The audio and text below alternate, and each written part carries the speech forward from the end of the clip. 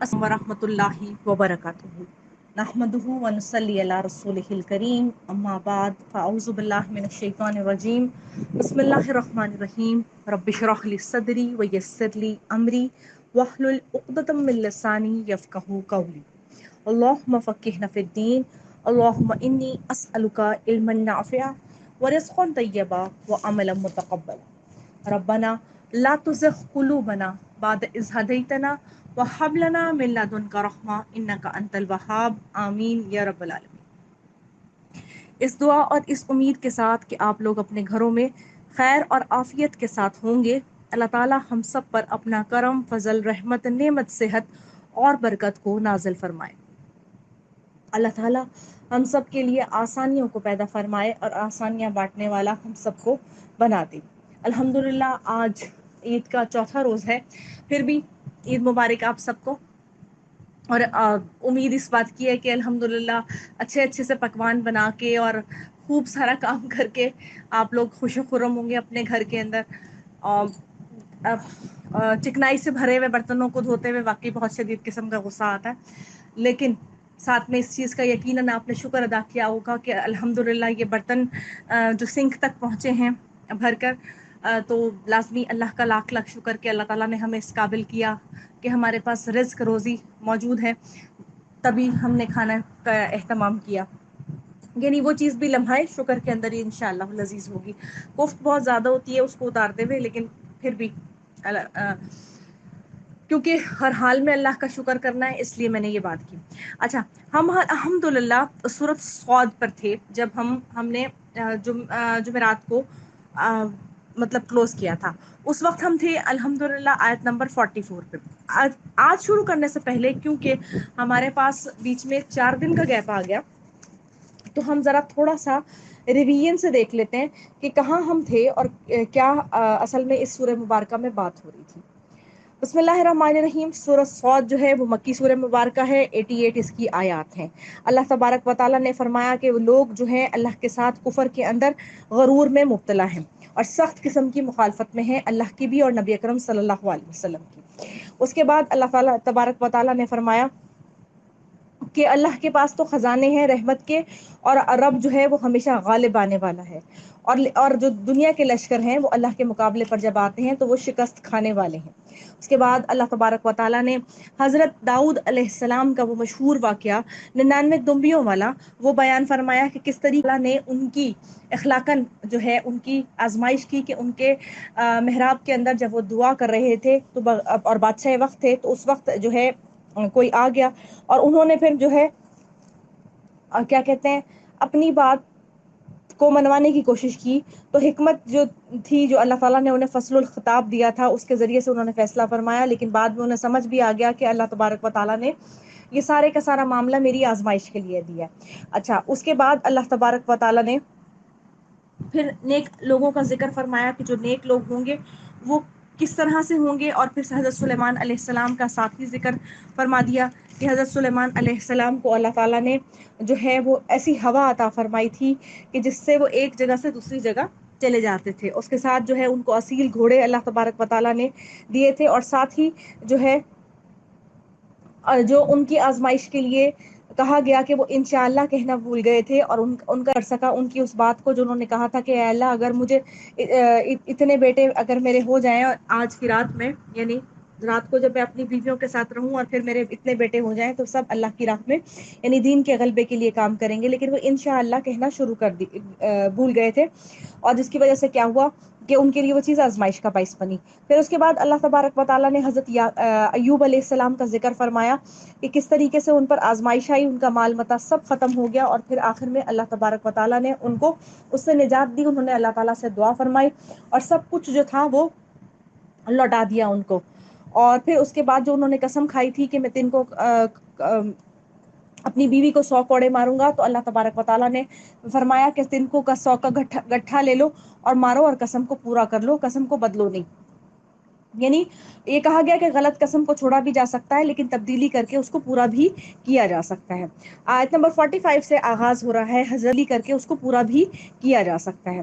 آیت نمبر 45 سے آغاز ہو رہا ہے حضرت ابراہیم علیہ السلام کی آل کا۔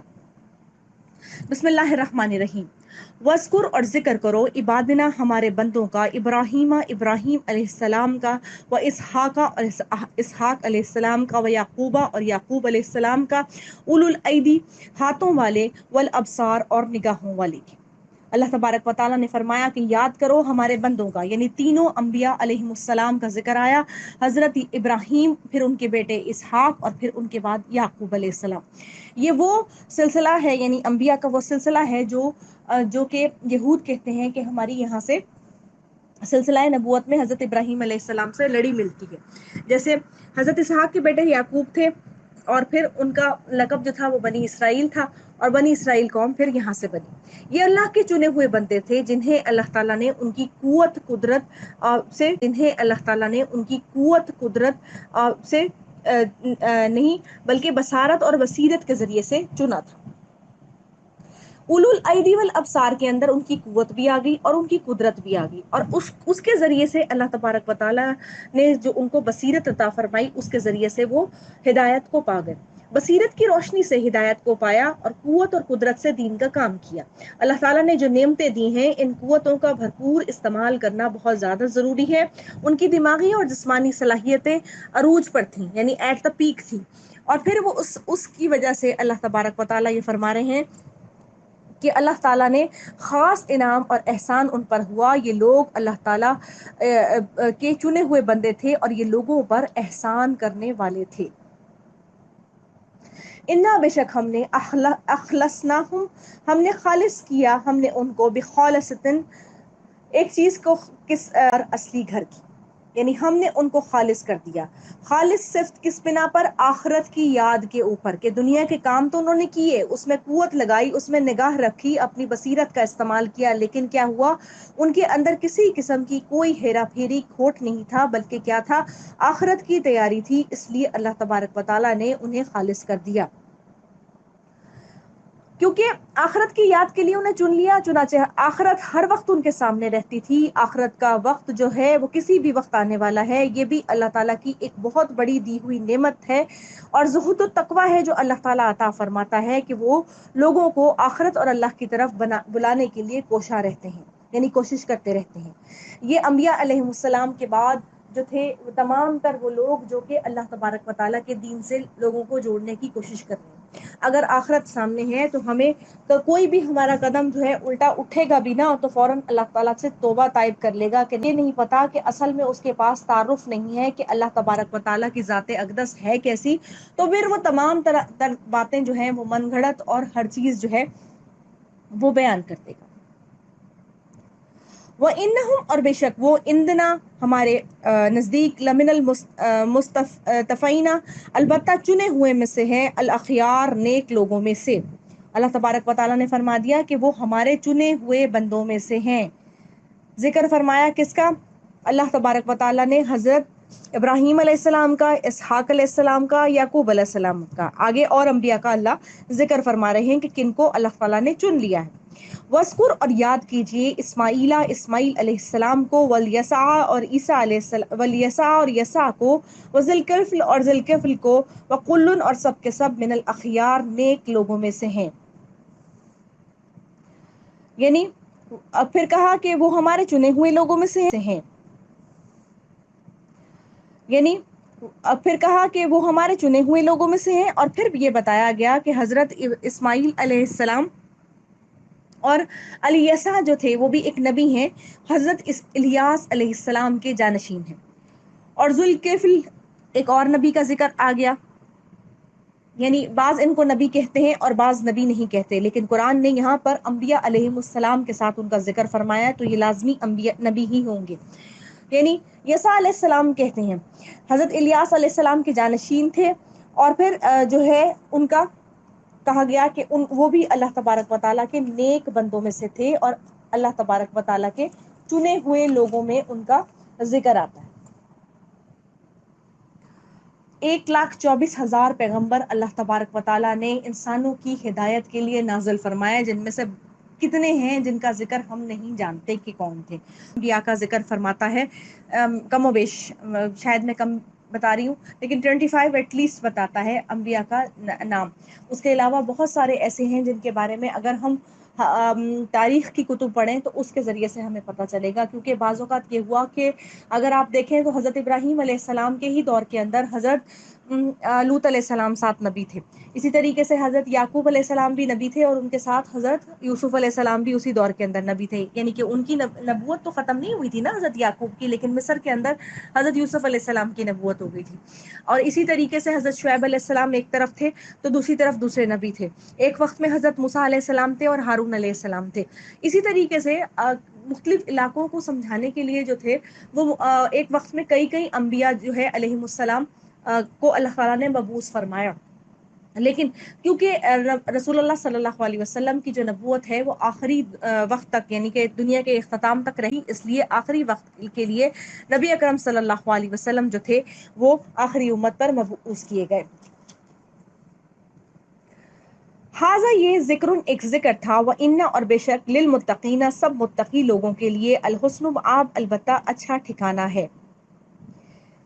اور یہ کہا کہ یہ ذکر تھا، یعنی ان لوگوں کا ذکر بتایا گیا، لیکن نصیحت بھی ہے اس میں. کن کے لیے؟ جو کہ متقی لوگ ہیں، کہ وہ ان کے نقش قدم پر چلیں اور اپنے لیے بہترین ٹھکانہ بنا لیں. نہیں تو بدترین ٹھکانہ چاہتے ہیں تو دنیا کے اندر بہت ساری ایسی مثالیں موجود ہیں جن کے نقش قدم پر چل کے بدترین ٹھکانہ مل سکتا ہے. جناتن ہمیشگی کے باغات، جناتن عدن ہمیشگی کے باغات ہیں، متفتحتن کھلے ہوئے، لہم الابواب ان کے لیے دروازے. یعنی ایسے جو ہے باغات ہیں جن کے دروازے ہمیشگی کے لیے ان کے اوپر کھل چکے ہیں. وجہ کیا ہوئی کہ دنیا کے اندر اللہ تعالیٰ پہنچانے کے لیے، اس وقت لینے کے لیے ان کے دل اور کانوں کے دروازے ہر وقت کھلے ہوئے تھے. تو اللہ تعالیٰ نے ان کے لیے ہمیشگی کے کھلے دروازے رکھ دیے، کہ یہ نہیں کہا کہ اس دروازے میں جانا ہے اور اس دروازے سے نہیں داخل ہونا، بلکہ ہمیشگی کے لیے کھلے ہوئے دروازے ان کے لیے آ گئے. متقین تکیہ لگائے ہوں گے، فیہا ان میں، یدعون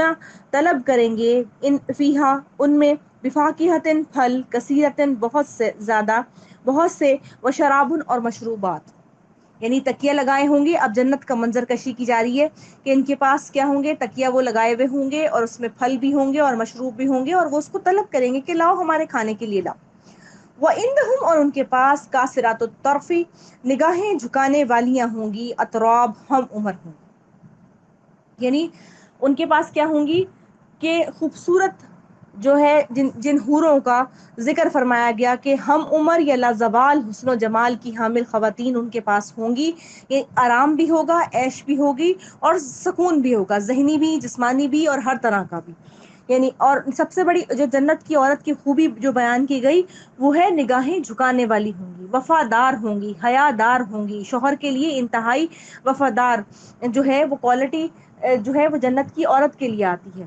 اطراب ایسے خوبصورتی کو کہتے ہیں جو کبھی بھی ماند نہیں پڑتی، یعنی جن کی نگاہیں اپنے خاوندوں سے متجاوز نہیں کرتی، یعنی ان کے لیے ان کی نگاہیں صرف اپنے شوہروں تک ہی رہتی ہیں.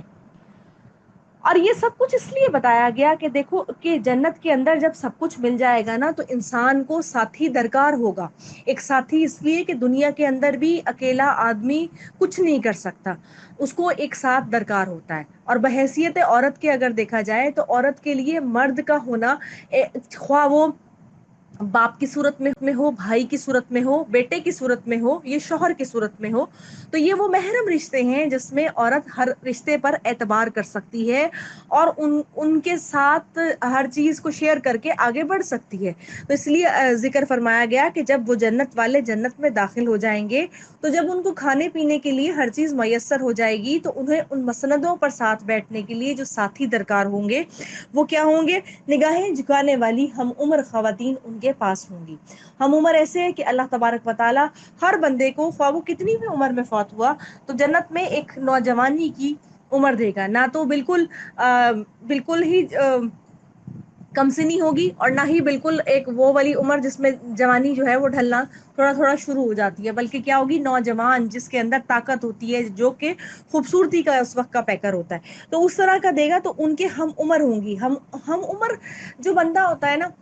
اچھا اس کو کیوں کہا گیا ہم عمر جو بندہ ہوتا ہے نا، اچھا اس کو کیوں کہا گیا؟ اگر ہم اس کو دنیا کی مثال کے اندر لیں نا تو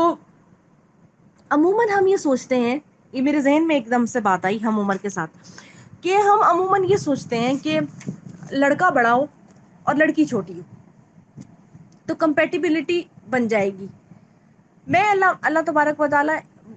کسی غلط اس میں بات نہیں کر رہی، لیکن اگر ہم عمر بندہ ہوتا ہے نا، وہ دونوں ایک دوسرے کی ایج فیکٹرز کو بھی سمجھ رہے ہوتے ہیں، ایک دوسرے کی ضروریات کو بھی سمجھ رہے ہوتے ہیں، اور باقی کی چیزوں کو بھی سمجھ رہے ہوتے ہیں. اگر ایک لڑکی بڑی ہو گئی اور لڑکا چھوٹا ہو گیا، تھوڑا بہت ڈفرینس چل جاتا ہے، وہ ہونا چاہیے. لیکن اگر بالکل ہی آپ 50 کو اور 20 کو لے لیں، تو یعنی کہ 50 اور 20 کا ریشو لے لیں کہ بندہ 50 کا لڑکی 20 کی ہے، لڑکی اس میں اتنی ڈفرینس میں آ گئی، تو دونوں کے اندر انفیریورٹی کمپلیکس بھی آج کل کے حساب سے بن سکتا ہے. ہم عہد نبوت کی بات نہیں کر رہے، ہم اپنے معاشرے کی بات جیسی ان کے پاس کرنے کے کام ہیں. ہاذا یہ ہے ما توعدون، جو تم وعدہ کیے جاتے تھے، لیوم الحساب، حساب کے دن کے لیے. اللہ تبارک و تعالیٰ ان کے لیے فرمائیں گے کہ یہ سب کچھ وہ چیزیں ہیں جن کے لیے تم وعدہ کیے جا رہے تھے، کہ تم سے یہ وعدہ کیا گیا تھا کہ تم اچھے اعمال کرو گے تو تمہیں یہ سب کچھ مل جائے گا. انا بے شک ہاذا یہ لرزقنا، البتہ رزق ہے ہمارا، مالہ نہیں ہے من نفاد، اس کے لیے کم ہونا. اور پھر یہ کہا، یعنی یہ جنت والے بھی آپس میں بات کر سکتے ہیں کہ یہ وہ وعدہ ہم سے پورا آج ہو رہا ہے جو جس کے لیے ہم وعدہ کیے جا رہے تھے. اور ساتھ ساتھ یہ بات بھی ہو سکتی ہے کہ یہ رزق جو تمہیں دیا گیا، یعنی فرشتے ان کو کہہ رہے ہو کہ یا جو جنت کے دربان ہو، یا وہ کہہ رہے ہو کہ تمہارے پاس جو چیزیں ہیں یہ کبھی بھی ختم ہونے والی نہیں ہیں، یہ غیر فانی ہے، یہ اعزاز و اکرام جو تمہیں مل رہا ہے وہ ہمیشگی لیے ہوئے ہے. یعنی وہ جو بادشاہوں والا پروٹوکول دیا جا رہا ہے وہ ہمیشہ رہنے والا تمہارا. مثال کے طور پہ چاکلیٹس ہو گئی، مجھے پسند ہی تو میں نے پہلے نمبر پہ چاکلیٹ کا نام لے دیا. اس کے علاوہ بھی کوئی بھی چیز کھانے کی بہت اچھی سی کوئی چیز بنی ہوئی ہو، لیکن ایک وقت کے بعد آپ اس کو تھوڑا تھوڑا بھی کھاتے رہے لیکن وہ ختم ہو جاتی ہے. لیکن کیا ہوگا کہ جنت کی جو چیزیں ہوں گی وہ ہمیشہ لی ہوئی ہوں گی. ہاذا یہ بات ہے، وَإِنَّ اور بے شک للطاغین، سرگش لوگوں کے لیے، لشر مآب، البتہ برا ٹھکانہ ہے.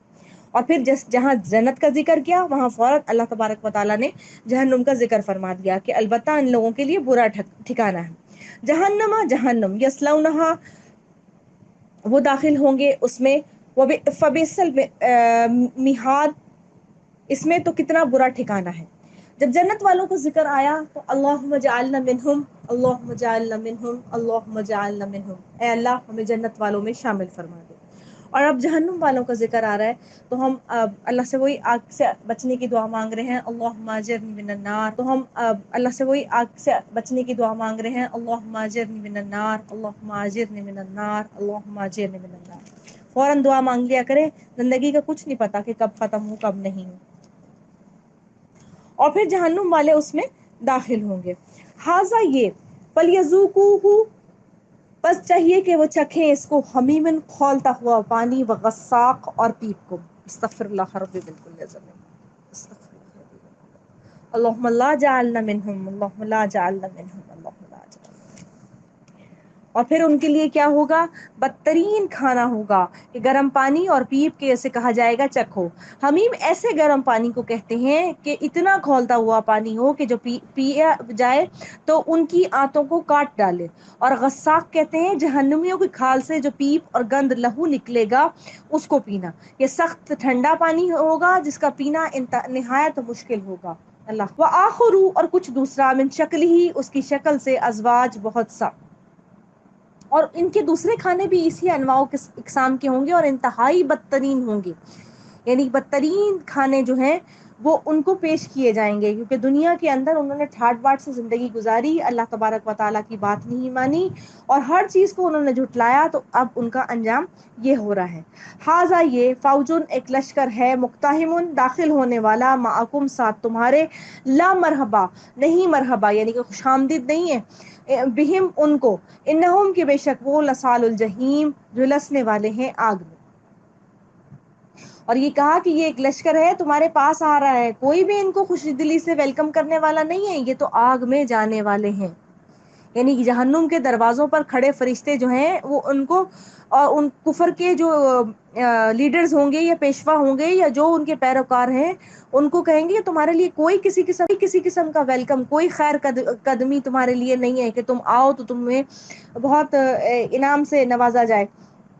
بلکہ کیا ہے تم تو اس میں جھلسنے والے ہو. قولوا وہ کہیں گے بل انتم بلکہ تم، لا مرحبا بکم نہیں خوش آمدید تمہارے لیے، انتم تم قدمتموہ آگے بھیجا اس کو، لنا تم نے آگے بھیجا اس کو، لنا ہمارے لیے، فبئس القرار تو کتنا برا جائے قرار ہے۔ اب کیا ہے کہ تمہارے لیے جب کہا گیا کہ کوئی بھی کسی قسم کا خوش آمدید نہیں کہی گئی، تو جب جہنم میں لیڈرز گئے تو بعد میں فالوورز ان کو دیکھ کر کہیں گے کہ تمہارے لیے بھی اب ہم کوئی خوش آمدید نہیں کر رہے، یہاں تو ہم تمہارے ہاتھ پاؤں چومنے کے لیے تیار رہتے تھے نا، ہم پیروں کے پاس جا کے اور جو ہے سجدے کر رہے ہوتے تھے، ہم ان کے ساتھ جو ہے ساتھ مل کے ٹھمک بھی رہے ہوتے تھے، اور طرح طرح کی جو ہے افعال بد کے اندر ہم شریک تھے تمہارے ساتھ، اور تم بھی ہمیں بہکائے جا رہے تھے، اور خود بھی ہمارے عقل کان ہاتھ پاؤں سب کچھ جو ہے وہ بند ہو گئے پورے، ہم اپنے نفس کے غلام تھے، تو اب ہمارے ساتھ جو ہو رہا ہے وہی تمہارے ساتھ ہو رہا ہے، تو اب جو ہے ہم تمہیں دیکھ کے کوئی کسی قسم کا کوئی ویلکم نہیں کریں گے، اور تم بھی جھلسے ہوئے ہو اور ہم بھی جھلسے ہوئے ہیں۔ قولوا وہ کہیں گے ربنا اے ہمارے رب، من قدما جس نے آگے بھیجا، لنا ہمارے لیے، حاذا یہ، فزدہ پس زیادہ دے، عذابن اس کو، دیفن دگنا، فی النار آگ کے عذاب میں سے۔ اب وہ لوگ جو کہ آج دنیا میں مان رہے ہیں، وہ خود اپنے جب ان بڑوں کو دیکھیں گے نا کہ وہ خود بھی یہاں جہنم میں موجود ہیں، تو وہ لوگ یہ کہیں گے کہ اب ہمارے رب ان کو زیادہ عذاب دے، انہوں نے ہمیں بھٹکایا تھا، انہوں نے ہمیں بھٹکا کے رکھ دیا،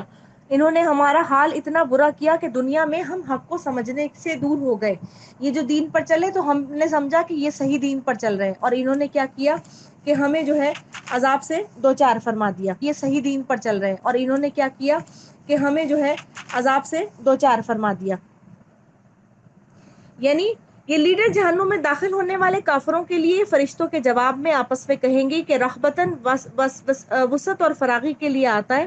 کہ خیر مقدمی کے لیے بھی آتا ہے کہ مہمان کے استقبال کے لیے کچھ کہا جائے، لیکن یہ ان کا خیر مقدم نہ کرنے کی وجہ ہے کہ ان کے اور ہمارے مابین اب کوئی امتیاز نہیں رہا۔ دنیا میں تو رکھا ہوا تھا نا کہ ایک تو پیر ہے اور پھر اس کا دوسرا کیا ہے، مرید ہے، اور پھر یہاں پہ آخرت میں کیا ہوا کہ سب کے سب آگ کے اوپر پیش کیے گئے، سارے پیروکار اور ان کے مقتدا جو تھے وہ سب اکٹھے کر دیے گئے۔ تو یہ سب کچھ کس وجہ سے ہوا کہ انہوں نے کفر کیا تھا۔ جو دین پر چلے وہ دنیا میں اپنا مقام کھو بیٹھتا ہے، لیکن آخرت میں جو اس کا مقام ہے وہ کیا ہے، وہ سب سے بڑا ہے۔ وقالو اور وہ کہیں گے ربنا، ٹھیک ہے یہ ہم نے پڑھ لیا، وقالو اور وہ کہیں ہمارے لیے، لا نرا نہیں ہم دیکھتے، رجالن کچھ لوگوں کو، کننا تھے ہم، نعدوہم ہم گنا کرتے تھے ان کو، من الاشرار شریر لوگوں میں سے تھے۔ یعنی اب جو ہے جہنم والے وہ یہ سوچیں گے، یعنی وہ کہیں گے کہ ہم کچھ لوگوں کو تو اپنے پاس نہیں دیکھتے، یعنی جن لوگوں کو ہم سرے سے گردانتے نہیں تھے کچھ بھی، خواہ وہ فقراء تھے مومنین تھے، فقراء اور مومنین کو اہل مکہ اشرار کہا کرتے تھے، یعنی تم جو ہے نیا دین لے کر آ گئے ہو، تو ان کو کہا گیا کہ تم وہ لوگ کہاں چلے گئے، وہ ہمیں دکھائی نہیں دیتے،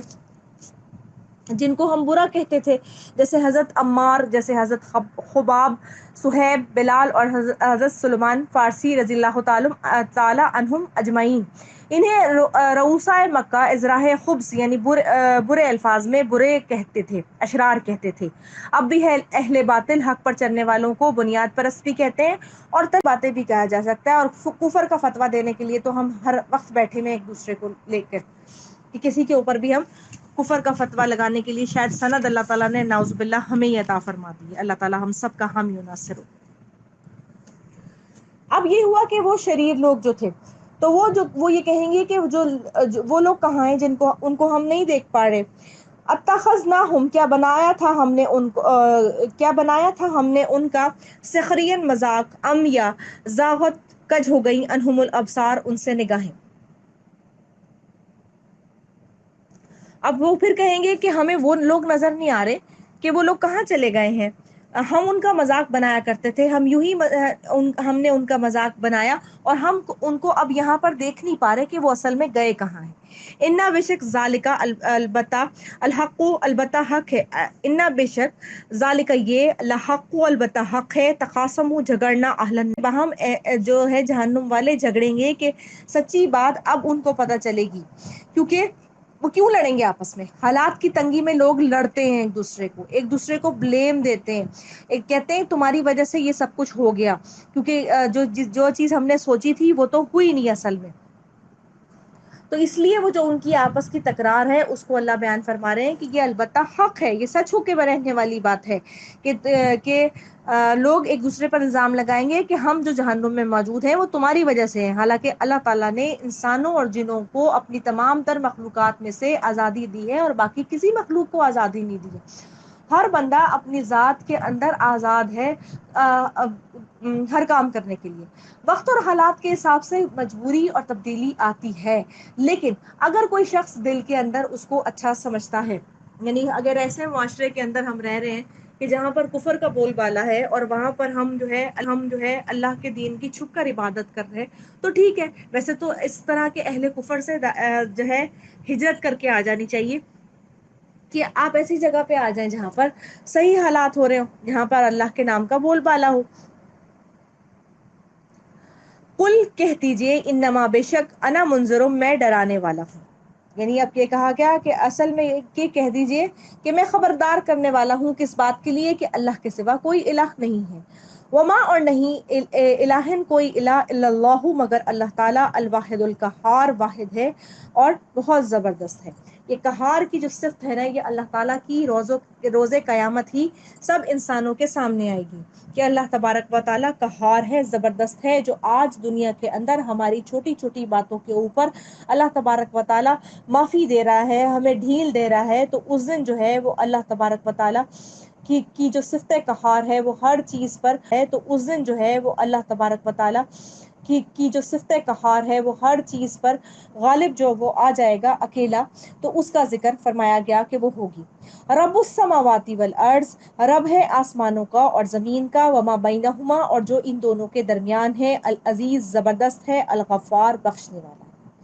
یعنی رب آسمانوں اور زمین کا ہے اور کیا ہے، عزیز بھی ہے اور غفار بھی۔ عزیز اس لیے کہ وہ پکڑنا چاہے تو 1 منٹ میں سب کو ختم کر دے، اور غفار کس لیے کہ اگر تم سب مل کر اللہ سے معافی مانگ لو تو تم گویا ایسے ہو جاؤ گے جیسے تم نے کوئی گناہ کیے نہیں، کیونکہ وہ غفار ہے۔ غفرہ سے غفار اللہ تبارک و تعالیٰ کی انتہا کی جو سمجھ لیں بخشنے والی صفت ہے نا، یعنی کہ سپرلیٹو ڈگری جسے ہم بولتے ہیں، وہ والی ڈگری بتائی گئی کہ یعنی تعریف میں صفت کیا ہوتی ہے، کسی چیز کے اندر جو خوبی ہوتی ہے، تو وہ جو اللہ کی صفت ہے نا غفور کی جو صفت ہے، تو غفار جو ہے وہ اس کی انتہائی شکل ہے۔ کل کہہ دیجئے ہوا وہ نبا ایک خبر ہے عظیم بڑی، یعنی خبر کیا ہے، جہنم کی کہ وہ واقعہ ہونے والی ہے، یا قیامت کہ وہ واقعہ ہونے والی، تم انہو اس سے معرضون اعراض برتنے والے ہو، اور تم کیا کر رہے ہو کہ تم سب لوگ جو ہے وہ اس سے اعراض برت رہی ہو۔ ما کانا نہیں تھا میرے لیے من علم کوئی علم بالملأ الاعلی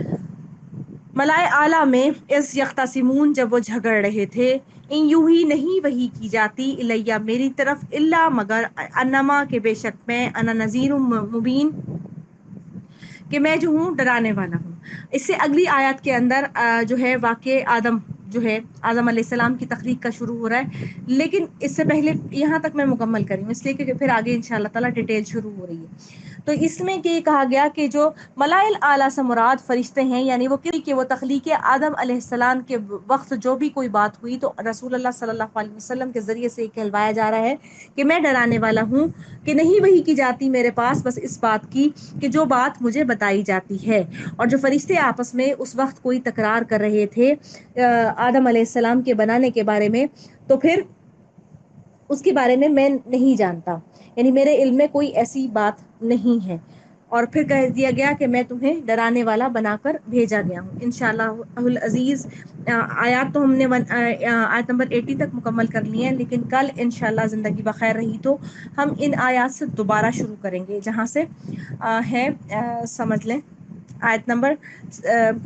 70 پہ میں نے مکمل کیا ہے، تو آیت نمبر 69 سے ہم کل انشاءاللہ العزیز زندگی بخیر رہی تو دوبارہ آغاز کریں گے۔ اللہم آنس وحشتی فی قبری، اللہم رحمنی بالقرآن العظیم وجعلہ لی اماما ونورا وحسیت وعلمنی منہ ما جہلت وارزقنی تلاوتہ آناء اللیل وآناء النہار واجعلہ لی حجۃ یا رب العالمین. سبحانک اللہم وبحمدک نشہد ان لا الہ الا انت نستغفرک ونتوب الیک. السلام علیکم ورحمۃ اللہ وبرکاتہ.